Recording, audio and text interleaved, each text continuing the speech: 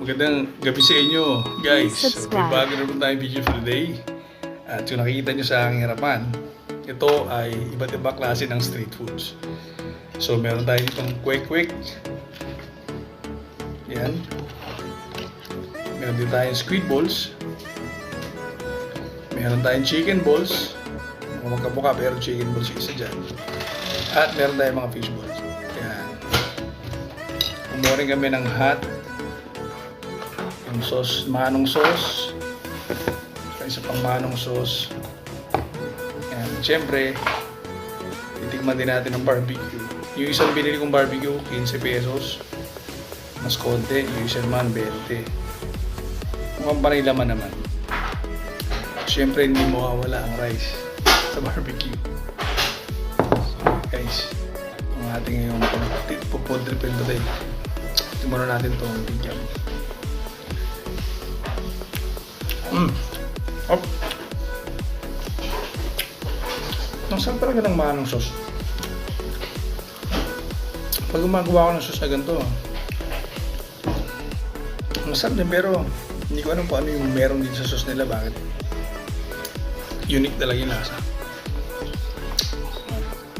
Hop. So, squid ball. Squid ball yata to. Itong sauce nila. Hop. Sarap din. Okay din. Yan.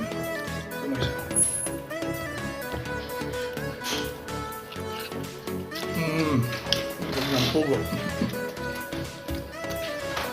Ayan guys. So, tingnan natin yung barbecue.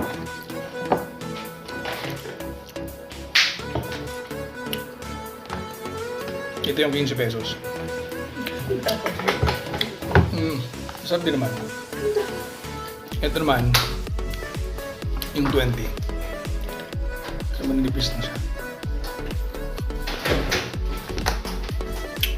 Sabihin natin guys.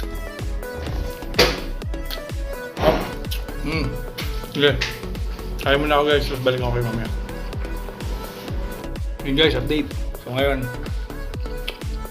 init natin yung kanin. Kumakain tayo ng barbecue. Kikiam. Malaking kikiam. 20.